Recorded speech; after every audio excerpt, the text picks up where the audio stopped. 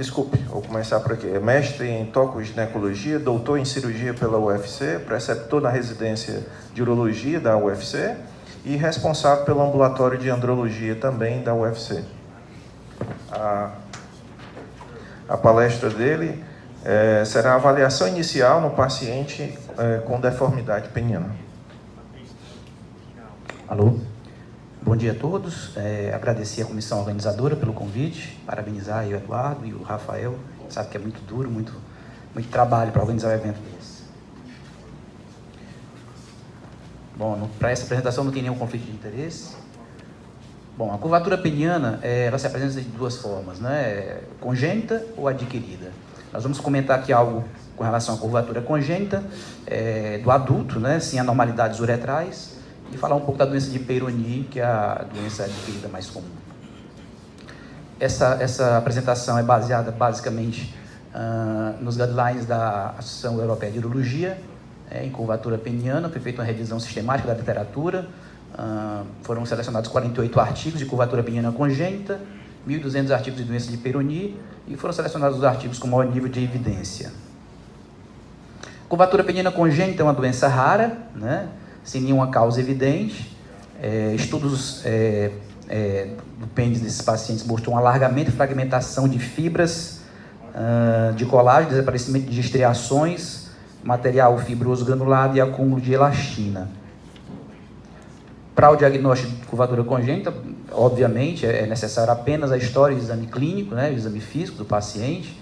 O exame físico documenta e exclui outras patologias, obviamente. A maioria desses pacientes apresentam uma ereção normal, exceto em curvaturas excessivas, né? O tratamento, na maioria dos casos, é feito com plicaturas, né? Mas, em alguns casos selecionados, o uso de enxertos também é conveniente, não é a regra.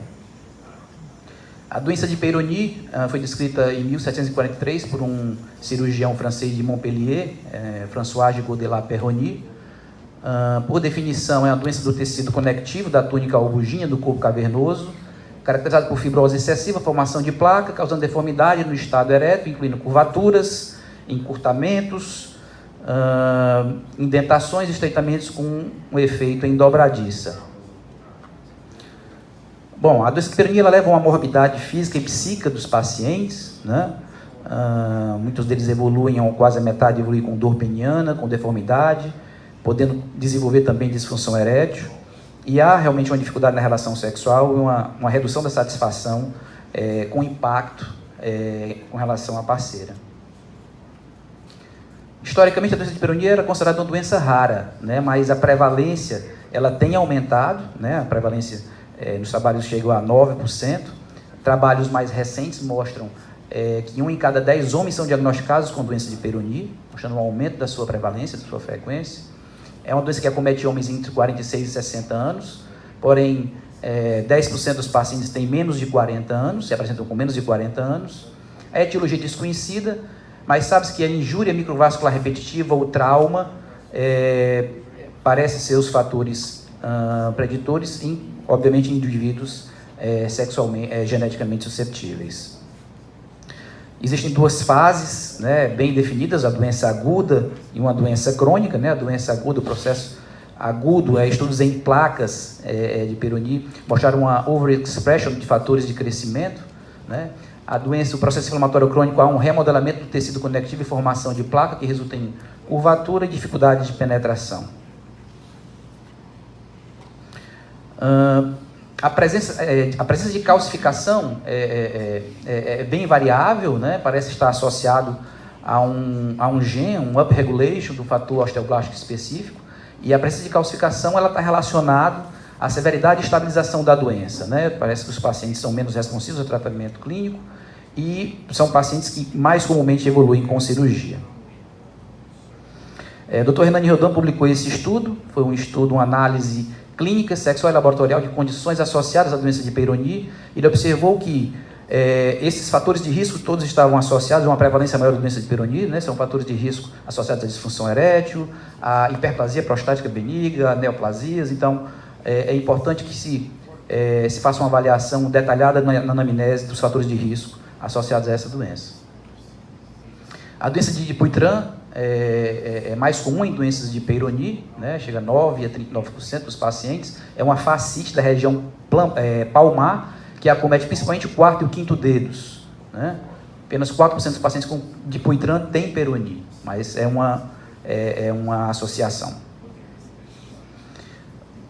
Esse estudo também mostrou, que a doença de Peyronie tem uma prevalência aumentada em pacientes submetidos à cirurgia pélvica, sobretudo a cirurgia prostatectomia radical, mostrando que a fisiopatologia também pode estar associada com a diminuição da perfusão, né? Isso justificaria.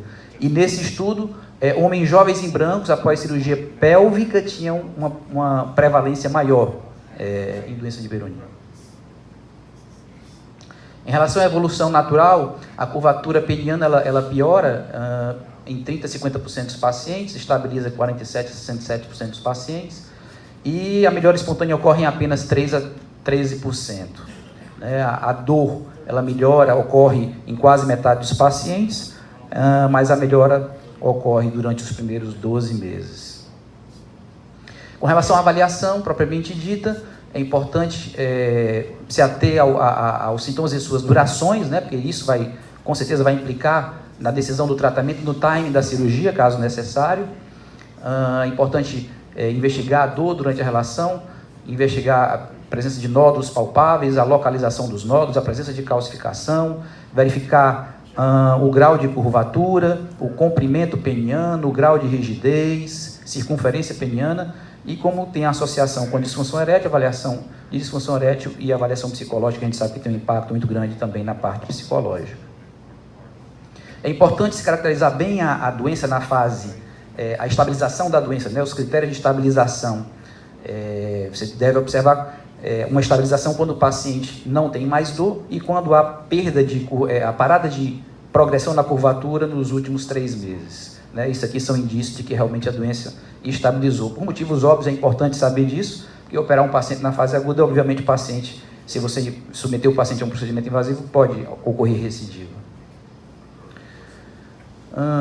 Como eu falei, o exame peniano deve ser feito à procura de nódulos, palpação de nódulos ou placas. A medida do pênis deve ser sempre feita com o pênis ereto, né? Não há correlação entre o tamanho da placa e o grau de curvatura. Eu sou da época que se media a curvatura com a cartolina, o paciente colocava a cartolina e fazia o desenho do pênis, chegava com a cartolina na mão mostrando o grau de curvatura. Hoje nós temos máquinas super potentes aí, né? Inclusive tem aplicativos que mostram, que calculam o grau de curvatura do paciente. Como eu falei, o ideal é que seja feito, o grau de curvatura seja feito com o pênis ereto, né, ou através de ereção natural, bomba de vácuo ou injeção intracavernosa. Com certeza é melhor avaliar através de injeção intracavernosa, que você tem uma ereção mais rígida e assim o grau de curvatura com certeza é mais confiável.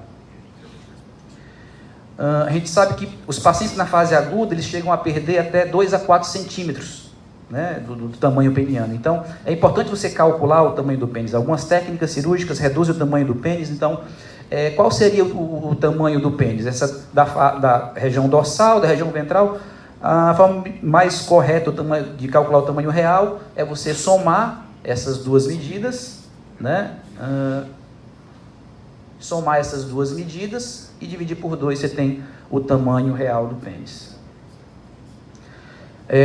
A maioria dos homens, quando você manda ele ver o grau de curvatura, na grande maioria superestima. Então, ideal é que você mesmo faça o teste de ereção e você mesmo faça o grau de curvatura. A gente sabe que o grau de curvatura, com certeza, é importante na hora de se tomar uma decisão terapêutica. Mais de 50% dos pacientes apresentam disfunção erétil, né? Por vários motivos, dor durante a ereção, distúrbios funcionais, psicogênicas, né? Os pacientes têm ansiedade de performance, medo de rejeição da parceira. E a utilização do Doppler, nesses casos é importante. A gente sabe que a maioria dos pacientes apresentam disfunção veno-oclusiva, mas há também diminuição da perfusão arterial, alguns trabalhos mostram isso. A utilização de questionários na avaliação da função erétil é importante nesses pacientes. Dr. John Monroe, ele utiliza questionários, né, validados para também avaliar a saúde mental desses pacientes. Os pacientes são muito ansiosos, têm baixa estima. em torno de 48% dos homens têm leve a moderada depressão requerendo avaliação médica. Qual o papel dos exames de imagem no diagnóstico da doença de Peyronie? Né? Nós temos ultrassonografia no modo B, ultrassom com Doppler, ressonância magnética e mamografia. Bom, a ultrassonografia modo B, ela para avaliação do tamanho da placa, não tem uma acurácia muito baixa, ela é importante apenas na detecção da calcificação, né? Infelizmente, em torno de só 25% dos pacientes, aliás, felizmente, 25% dos pacientes têm presença de calcificações, então, a ultrassonografia modo B vai diagnosticar apenas 25% desses pacientes. O ultrassom com Doppler, como o Eduardo muito bem falou, ela avalia parâmetros vasculares, né, a fisiologia. E o Power Doppler, naqueles casos que você dá em fase aguda, você pode lançar a mão para ver uma hiperperfusão em volta das placas. Não é muito utilizado, mas sabe-se que pode ser utilizado também nessas situações. Esse estudo aqui é só para ver a importância da presença da detecção de calcificação na doença de Peyronie. Aqui eles classificaram e vê o prognóstico da presença de calcificação no prognóstico do paciente, na necessidade ou não de cirurgia, ou de se usar enxerto ou não. Então, esse trabalho classificou, né, as calcificações, mostrando aqui que os pacientes que têm o maior grau são os grau 3, placas de mais de 1,5 cm de calcificação, ou mais de 2 placas de mais de 1 centímetro. E esse estudo mostrou que homens que foram classificados como grau 3, quer dizer, tinham placas de mais de 1 centímetro, de 2 centímetros, ou mais de 1,5 centímetros, ou 2 placas de mais de 1 centímetro, eles tinham uma probabilidade maior de evoluir para um tratamento cirúrgico e de, inclusive, evoluir para procedimentos com uso de enxertos. Aqui, só para mostrar aqui, o ultrassom modo B ele não nos ajuda muito, porém, para ver as calcificações, você consegue medir facilmente o tamanho das calcificações. Para ver fibrose de corpos cavernosos também, o ultrassom modo B ele nos ajuda. Aqui é um paciente que tinha lesões, mecanismos fisiopatológicos combinados. Ele tinha uma diminuição da pressão, da velocidade de pico sistólico, um aumento da velocidade diastólica final, mostrando a utilização do Doppler nesses casos. Aqui esse estudo mostrou uma comparação entre o valor da ressonância magnética e a palpação e o ultrassom em pacientes com doença de Peyronie. Desculpa. E essa figura mostra muito bem aqui o Peyronie é diagnosticado mesmo no exame físico, né, a palpação. Dos 85 pacientes diagnosticados, 24 deles foi feito o diagnóstico só com a palpação. A ressonância magnética, em apenas 8 pacientes, dos 66 pacientes diagnosticados, apenas 8 pacientes foi diagnosticado exclusivamente com a ressonância magnética. Então, a ressonância fica reservada para aqueles pacientes que têm placas na base do pênis e que o ultrassom fica difícil de localizar a placa, na suspeita de doença maligna, que é uma ocorrência rara. A mamografia pode ser utilizada também, né? Você vê que é muito fácil de ver a calcificação na mamografia, o problema é a radiação ionizante. Então, para concluir, a prevalência da doença de Peyronie tem aumentado. O padrão ouro realmente no diagnóstico é a anamnese e o exame físico, né?